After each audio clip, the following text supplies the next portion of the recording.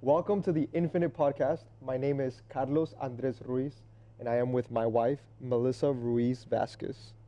How you doing today, Mel? I'm all right. Been better, Been, honestly. been But honestly, you're not gonna lie to us no, on camera yeah, with all millions of people watching. that's right. I can't be. Have you checked out the comments? Yeah, it's just so like it takes so much time to get It through takes too much them. time to get You through know. them. So what are the three elements that we like to talk about in this podcast? So of course we have relational intelligence, emotional intelligence, and character development. Correct.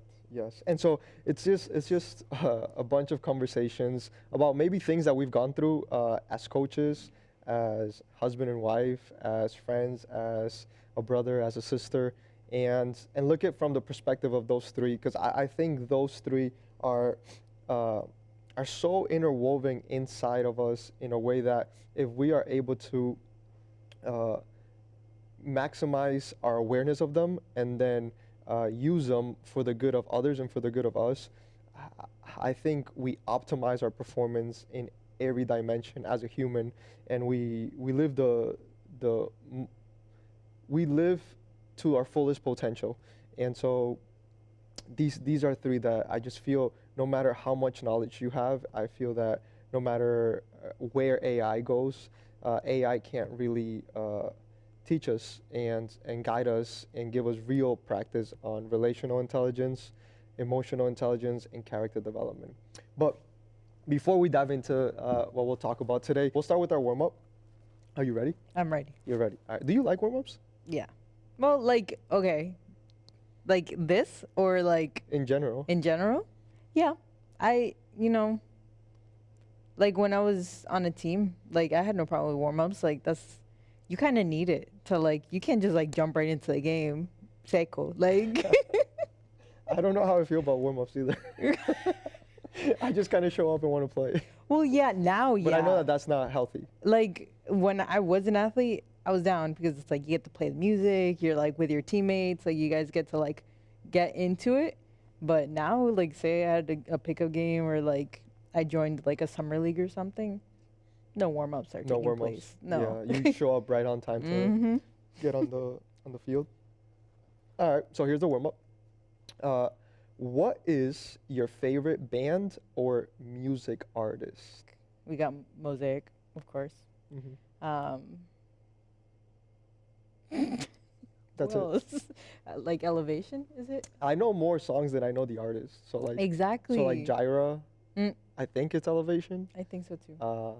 Lately, been listening to Run to the Father, but I Mhm. have no clue who sings it because like there's so many covers, Yeah, that's and so true. some of them are good. So I don't know who's the real one. Who's the Uh, OG? I've listened to Something Needs to Break, but I have no clue who sings that. Mm-hmm. But I am more okay. So let's do this. We'll pick one uh, worship, or I guess it's called secular and non-secular. And so we'll pick one secular artist, and you can pick one not secular artist. You start. You want me to start? Yeah, yeah. Okay. I'm gonna be sitting here thinking though. It's so hard to not go with Mosaic. Yeah.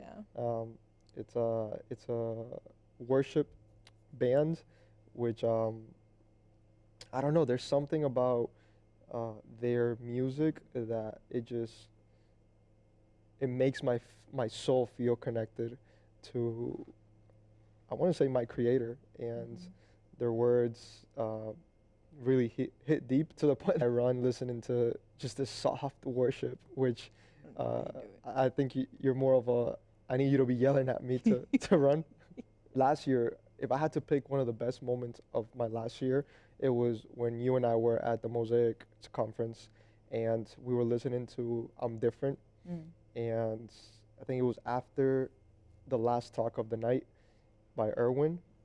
And I just felt a connection to not just God, but the space, to Mhm. you. And it was concert like, but it was almost as if when you go to a regular concert, I wonder if you just fully connect to the artist, but this went above the artist, so it was like connection to the artist, and then it felt like I connected to my creator, and it was a beautiful moment. I think their ability to because I think when I talk about relational intelligence, it feels as if relational intelligence is outward, and there's something about we forget about us forgetting that we also have a relationship with ourselves, and they feel like they're speaking first to their soul, and because their soul hears it, then everybody else that's listening to their music also feels a certain way,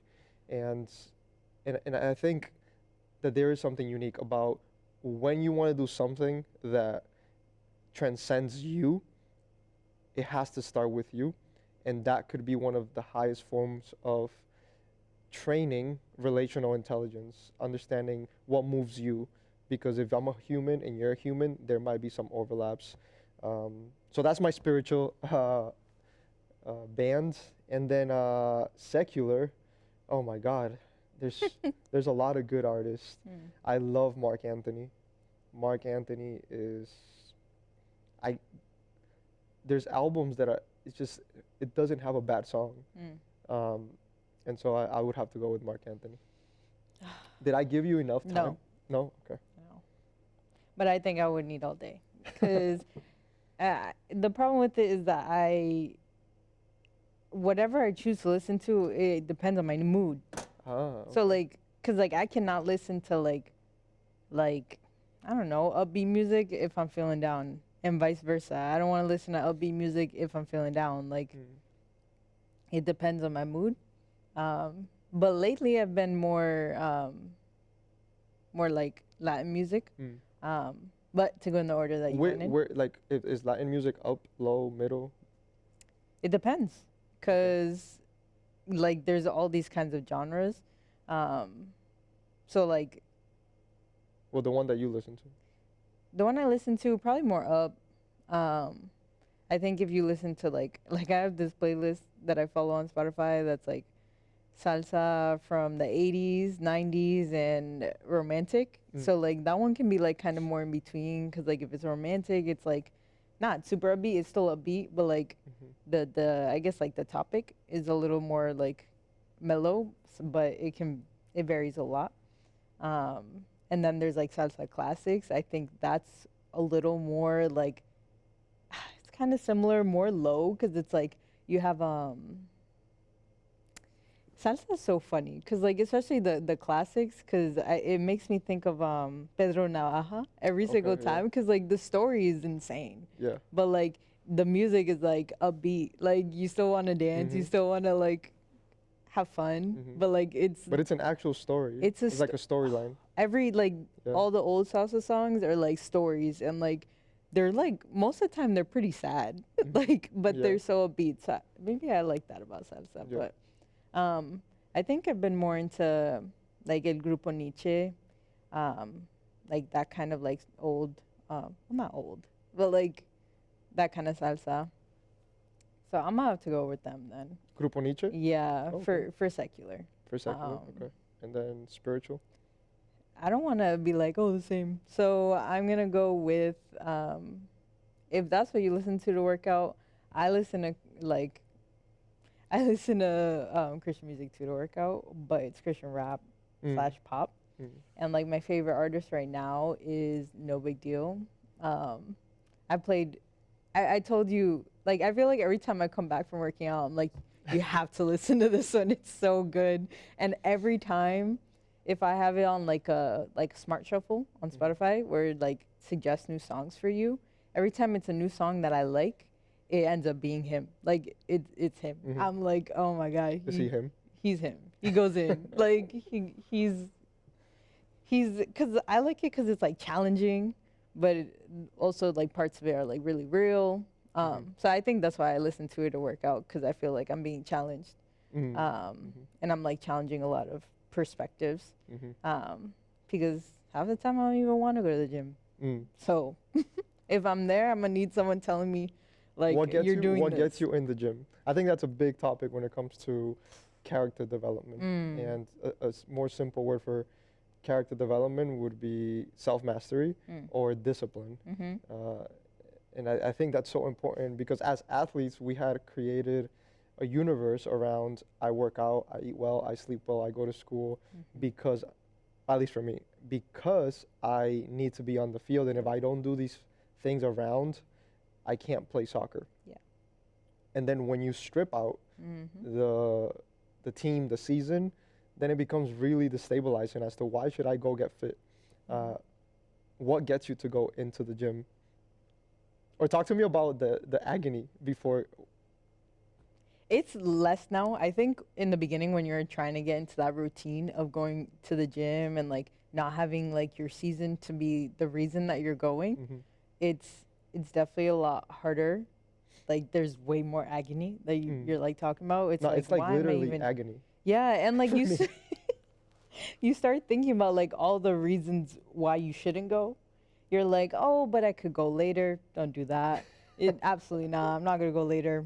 0 out of 10. Because like it's so much for me personally. I have to go in the morning. Yeah. Because then I don't have to think too much about like when am I gonna eat? Like, am I gonna eat before? I have to have a certain amount of time after. Like I run every single time I go to the gym, so like I can't be on too much like I just ate. So like I normally won't eat before going to the gym.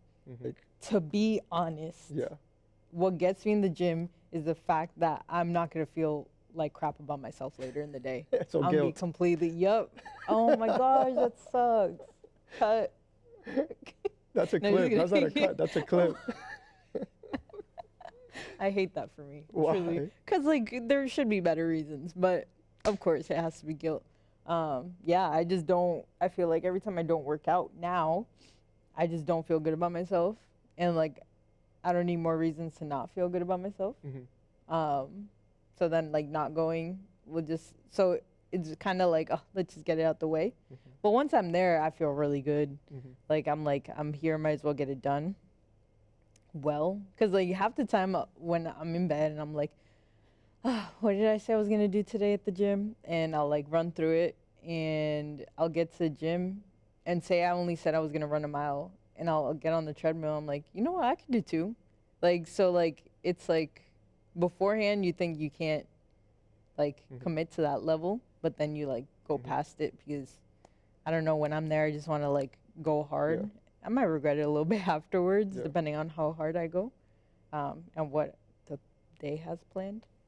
But I think guilt is a big part of it. And like we were talking about it yesterday or the day before, but like health is one of our number 1 priorities. And like if we don't work out and we're sedentary for like most of the day, that's gonna lead for a pretty unhealthy lifestyle for us, especially with the amount that we like to eat. Gotta burn some calories if I'm gonna keep putting more in, and if I'm sitting all day, it's not gonna help me. I don't disagree with the guilt. Like I go to the gym. I don't know if it's out of guilt, but I do go to the gym because I know that I eat a lot. And if I eat a lot, I need to balance. It's like a budget. And the word guilt feels intense. I think then it becomes more of like, how do you personally work with it? But I do think that a lot of the things that we do, not just you and I, but at least I notice from working with athletes or just being in relationships with people, is that guilt is a driver. And I guess let's explore that a little bit. When you talk about guilt, is it you judging yourself, or like in order for there to be guilt, does there need to be judgment?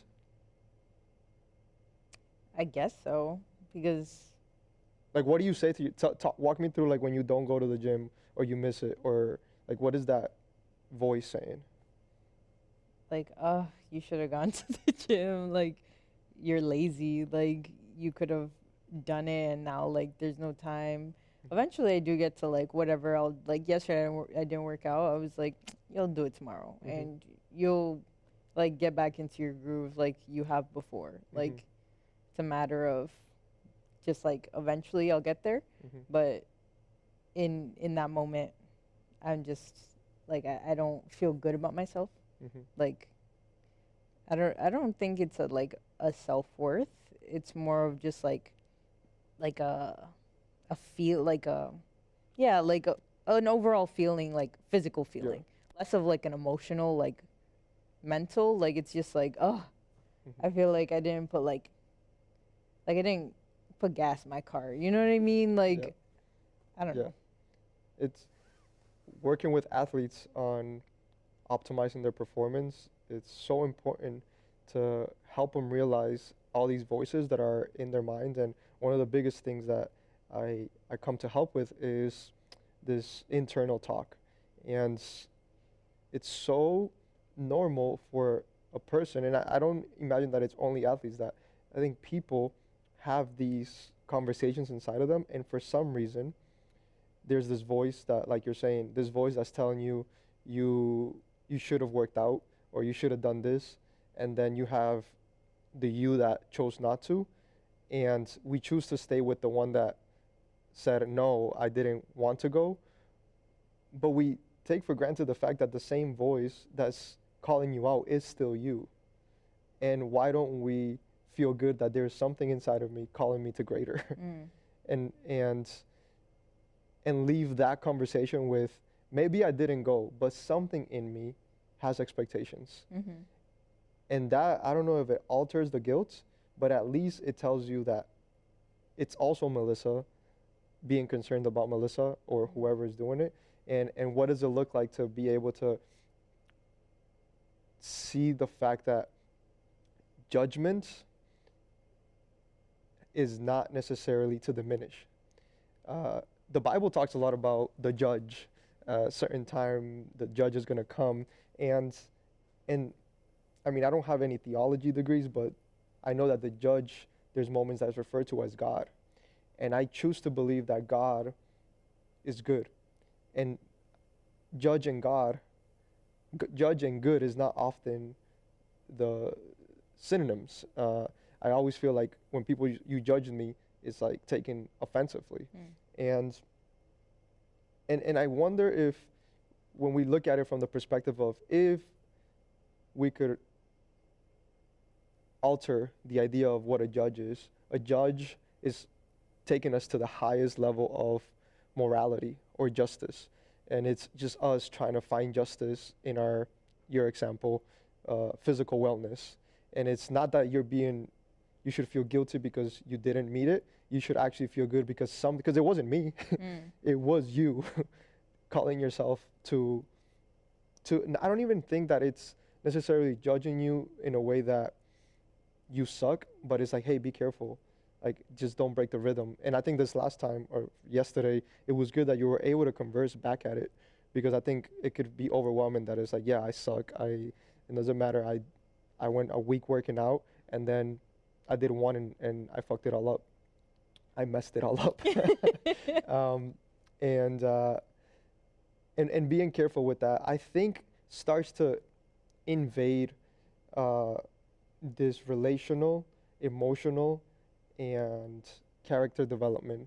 And I think to hit all three of them, they're so interwoven. And in order to fight the emotional turmoil of feeling guilty and horrible when you don't work out, uh, you have to tap into a relational intelligence to self and know that it is you to you, but it is two yous, it's two voices, Mm-hmm. and the one that maybe is making you feel judged is actually just taking care of you. And then from those, then the character development comes, and you have the power to make the decision. You have the will, and it's up to you, regardless of whether you went or not.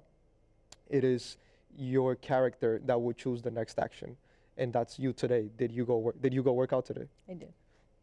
And so being able to make an analysis of all of those, and the relational, and then the emotional, and then what is the character that I'm looking to portray, I think the combination of understanding all those actually is what pulls us into a healthier direction, and I think a more confident self, which at the end of the day, as athletes, you play better when you have confidence. Um, but that's a real world. Like, I love that you share that, because I think it is. I don't know that. Maybe I'm speaking for myself, but I don't know that working out is appealing. Eating is more appealing, you know. Sleeping in is more appealing. So somehow we got to work out when we were Yeah. talking about bands and music. Yes, that was my bad. How did that happen? Because I was talking about my favorite artist. Oh, working out to music. Yeah, yeah, yeah. Yeah, yeah. Yep. Okay, I'm Mhm. there. Okay, so you chose not Mosaic, him, Mhm. Him. him. What's his name? No big deal. No big deal. But it's not What's his spelled like real that. name? I don't know. I think it's like, cause he plays off the word deal, but as DYL. So my guess is that his name's like Dylan or something. Okay. But I don't know. That's a Okay. guess. That's my bad. That's your bad. I should research next time. Okay, cool. No big deal. And for secular, you chose El Grupo Nietzsche. There you go. Okay, cool. I don't know if I mean, I don't agree with a lot of things, as you know, but it's not for the sake of disagreeing. It's for the sake of finding the purity or Mhm. the truth inside of it. And I don't like the secular spiritual Mm. division, and I don't like this. If I said, "Hey, what worship music do you listen to?" It's immediately taken to religion. Mm. And when we talk about worship, what happened? No, I want to see where you're gonna take this. I'm fascinated. Well, Go. when you talk about worship, is this intense acknowledgement of something that makes you come alive. Mhm. And today I was I'm back on Instagram, my Mhm. personal Instagram account. Forgot. I do the first quarter of the year, no Instagram on personal accounts. But I saw this video and it was in Argentina at a stadium. Mhm. And there was this guy. It doesn't look like he went to the gym, but he was sitting. He No. was sitting on the fence, and the stadium was packed. Yeah. And it was him there, and I don't know. It was Like on those tall fences. on those tall fences. Oh. Yeah, he was sitting on it, and then he was just like hyping everybody Yeah. up, and he was telling somebody like, watch, watch, watch, watch, and then he turned around, and he was like, this one person was directing the entire. It was a packed stadium, and there was this woman next to him also like climbing the ladder, and then also, and they were in unison singing this song, Mhm. and the question that came to me was like, how is that not worship? Mm. And then I want to say that it's probably religion who has messed this up. Mm. Because I think religion actually has made it so that if you don't worship God, then you're a sinner, you know? And then they've limited God to an expression of what they want God to be. And I don't think that the question is, do I worship or do I not worship? I think the question is more is, what do I worship? And then from there, the question maybe isn't that do I worship was wrong or right? I think worship is right regardless. I think it just, do I worship the right things in the wrong order? Mm. And I think that's when it can become unhealthy. When we worship certain things, and worship is just a deep feeling towards something that makes you feel alive. And so if I was to worship soccer more than I worship my relationship with you, that's going to be unhealthy. But Is it more like of the expression of that? What do you mean? Like so you're saying you worship something, it's what was the definition you gave? Something that makes you feel alive. So the expression of how you feel towards that thing. Yes. Yeah. Okay. Go on. That was just clarification. Yeah, and so clarification. if I was to worship my job or my sport or a sport more than I worship my relationship with you or my relationship with family, I think the normal narrative is that don't worship either of this. Mhm. And it's like, no, it's like I would be lying to you if I told you that I don't deeply feel towards these two and that these two don't put me to life. It's just prioritizing and knowing that my wife should be worshipped more than a sport. And then it can go into like a big conversation of you should not worship anything other than God. Mhm. I get that. But I can't think of the last person that saw God on earth. And I am convinced that the closest expression of God right now is us humans. And so soccer is an expression of humans, and if God is in all of them, there has to be godliness coming out of the field. When you see the passion, when you see the creativity, it's an expression of God. So we shouldn't feel some type of way for worshiping that. And again, it goes back to, it's more of how do you prioritize your worship.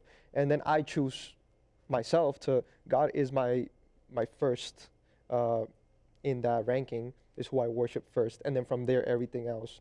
How do you choose what to prioritize after God? I'm glad you asked, because that's a tough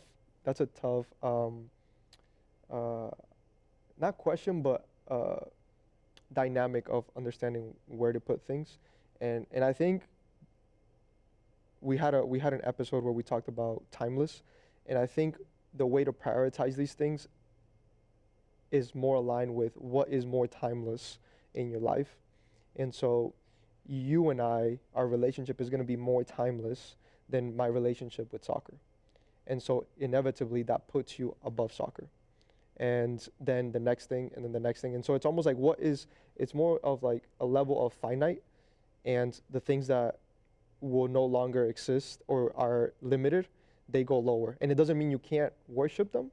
It's more of, hey, they can be worship worthy, but they can't be at the top of the list, because it's I think we're wired for timeless, and we should prioritize timeless. And God, therefore, just falls in first for me. So yeah, so I just wanted to touch on that worship and the distinction between why we got to go secular and why we got to go spiritual. And anything that is walking is spiritual because God created it. And so we wanted to talk. I guess we went a little bit into religion, and we had an interesting moment last week at a funeral. And we laugh, but it was not funny in the sense that it was a family. It was one of my family members, which, as you're married to me now, it's our family. So a family member passed away, and we were at the funeral, and there was a specific incident that happened at the funeral, and I think we should talk about it and break it down and see where the relational, emotional, and character come in. What happened in that moment? A lot happened in that moment. Like, it was like 2 hours, so there's a lot of things going on. About an hour in, somebody went up and was like, we just want to like share some nice words about your family member. And one person went up who was part of a Christian church that your parents go to. So they were well known within that space, I would say. And they went on talking about how, just like kind of preaching the Christian faith, essentially. And then, but the backstory behind that is that the family, of the direct family of the loved one who passed, was Catholic. And so that kind of stirred the pot, especially with the direct family member who was there. So she had to interrupt her because she wanted to pray after essentially giving I don't know how you would say that, like, I don't know, a speech about Christianity and how Jesus is our only Savior. But as we know, for Catholic people, the Virgin Mary, or La Virgen, is very important to them. So essentially everyone in that room just kind of saw this family member have to interrupt her and say, it's actually okay. Like, we already had a priest come in and pray. So, like, just want to let you know. And so that was like a little bit of an uncomfortable situation. But it's a funeral. Not much of it is a comfortable situation. Yeah. And so there was a lot of like we talked about, a lot of. What were some of the comments that we heard after? Oh, after that, Like, we don't there have to was. go into like who made the comments, but what were some of the comments when the lady said, "Hey, I'm gonna pray," and then one of the close family members said, "Hey, no, we're not gonna pray. We already had somebody pray." What are after the event? What were some things going on? Some people said that she was essentially denying an act of like faith or an opportunity to essentially, I don't know, worship maybe, Hmm. worship God Or in that yeah, moment. yeah, acknowledge. Acknowledge Yeah. God um, and Jesus, and Hmm. you know. Um, so that was said, but it was also like we have to respect um, that there are different, and I think it's silly, conflicting perspectives on religion when it's all Christianity. But Hmm. um, Yeah. it's just the It's funny irony because of that. it is all Christianity. It's Like, it wasn't like it was even a different mm-hmm. religion, Yeah. fully different. It Mm-hmm. was like just a branch or like a different approach to it. Uh, but yeah, I did get the feeling that the person that denied that prayer was left seen as lesser, Mm-hmm. and that bothered me. Mm-hmm. I Because that person, her mother was the one that had passed, uh, and so you were watching from like you were watching this episode. Uh, what were some takeaways for you in that moment, or like did you pick a side? Like where were you? Oh, I was fully on the side of the person who stopped her. Um, Given I'm Christian and like, you know. So uh, beliefs wise, Mm-hmm. you were with the person who was going to pray, but at that moment Mm-hmm. you were with the person who stopped them from praying. Yes. That's not normal. But yeah, I agree. Yeah. Mm-hmm. Me too. Mm-hmm. Um, what made it so that even though it was a person that aligns with your view of spirituality, uh, you were okay with the other person stopping that act? You've talked about this in the Ballers Lab, like read the room. Like it's just really as simple as read the room, man. Like Yeah. there, if you have the gall to get up there Mm. and speak at someone's funeral, that means to me that you know this person Mm. well enough at least. And if you know this person, you know that they're Catholic, their daughter is Catholic, their daughter's husband is Catholic. It's a Catholic family. Mm-hmm.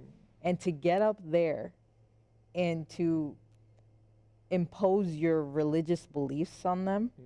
because of one interaction you had with the person who passed away, Mm-hmm. maybe a day or two before they did, Mm-hmm. it makes it clear to me, at least, that this is no longer about the person who passed away, let alone the What love what that you what have does for it the make you people. feel like that? It's about what? It's about imposing their beliefs on others and about making themselves feel good, because in that moment she was talking about the fact that she was present when that person gave their life to Jesus, Mm-hmm. essentially, or acknowledged Jesus as their savior. Yeah. And if it truly is about that, that can stay between them. Mm-hmm. That doesn't have to be an announcement to a room full of loved ones. And it's just so clearly done in a way meant to kind of be like, well, I'm just saying, but you're kind of in a way trying to manipulate people. And I think that's why people have a lot of problems with organized religion and Mm-hmm. the Christian faith specifically, Mm-hmm. because it's a lot of that. Mm-hmm. And if my mother had passed away and someone went up there talking about a religion that wasn't necessarily mine, and trying to impose that on my mom, and that wasn't necessarily like maybe where we left off on, doesn't matter. Like, whatever her daughter wanted in that moment is the appropriate choice. Does not matter. Yeah. Like, point blank, period. Yeah. And for you to get up there and do that, it's not about God. It's not about Jesus. It's about you. Yeah. And the way you feel after. Yeah. Because yeah, it it's was just very frustrating. yeah, I agree. Frustrating is probably the word that I feel. And I have a difficult time feeling frustration at individuals. And I think part of my emotional intelligence is the ability to, yes, I felt it, and I know that it was the words that came out of this person that made me feel that way, even towards that person for this moment. And then immediately I removed the person. And it was like somebody must have taught them to go about religion in this manner. And that allows me to not take it personal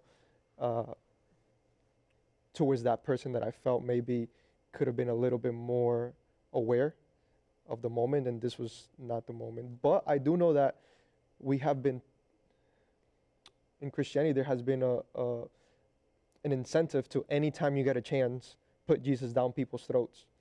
And I believe in Jesus, you know, but I think Jesus believed in humans first.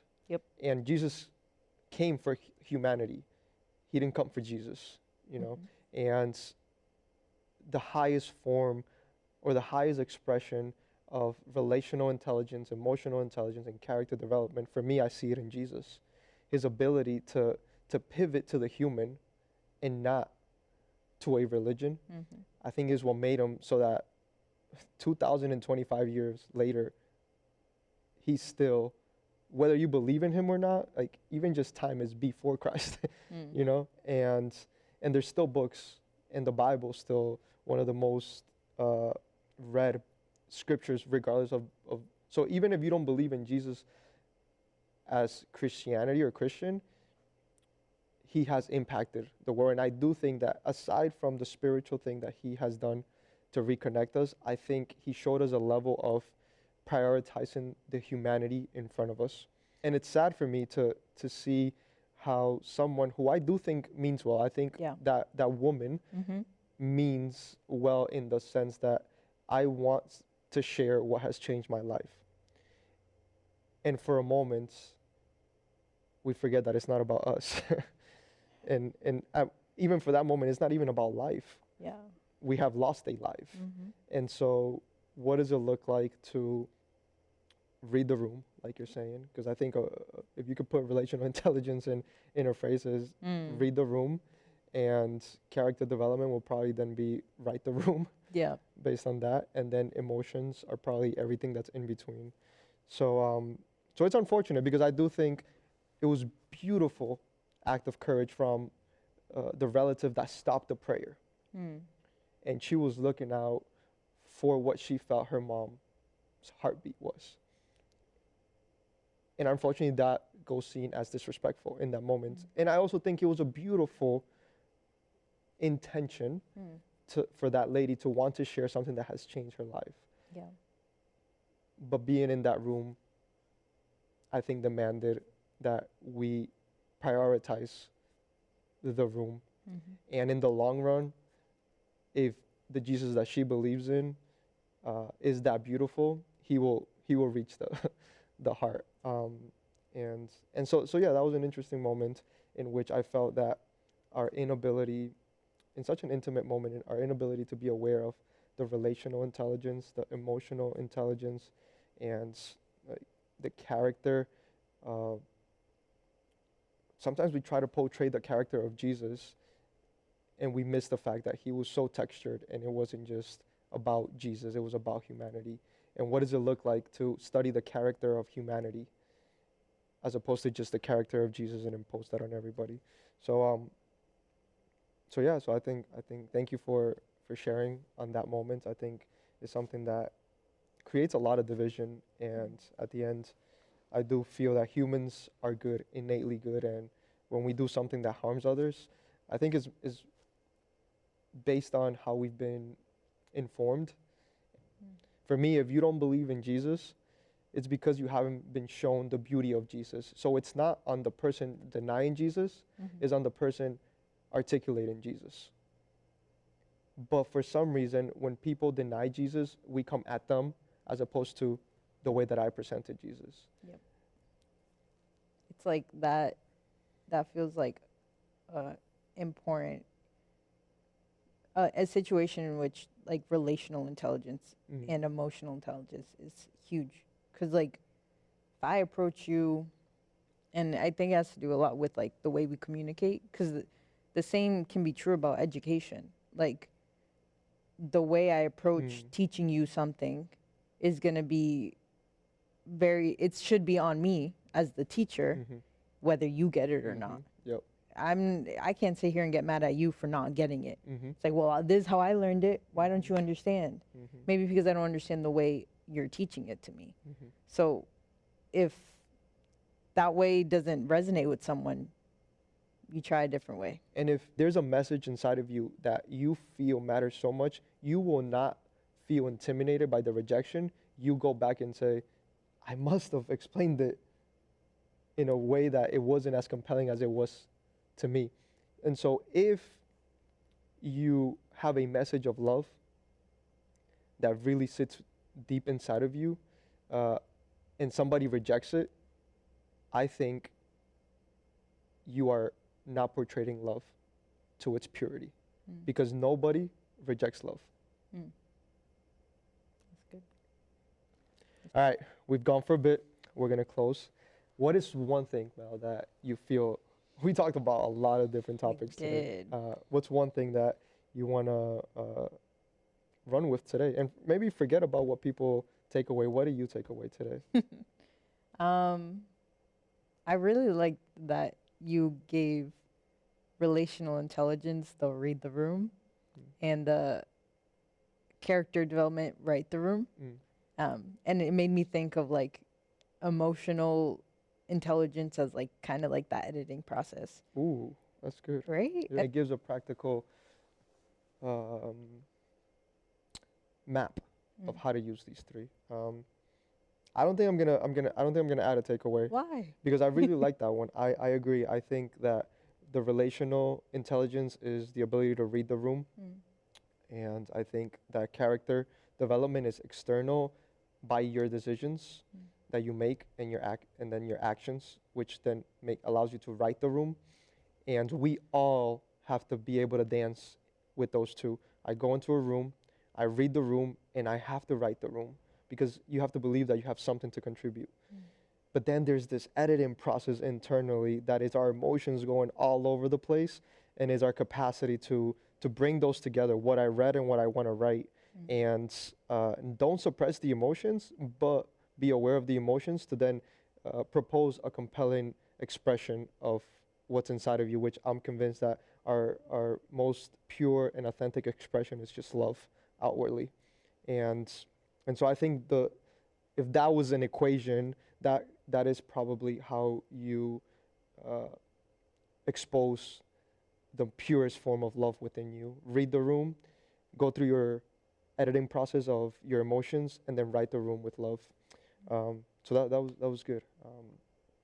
That's it. That's all we're gonna do for today. It's always fun to walk into real world experiences and moments in which we can see these invisible elements of character development and emotional intelligence and relational intelligence. So thank you so much for taking the time, even on a difficult day, or just not the best day, but coming and having a conversation with me and people who can get some life from these conversations. I love you, and we'll see you guys next episode.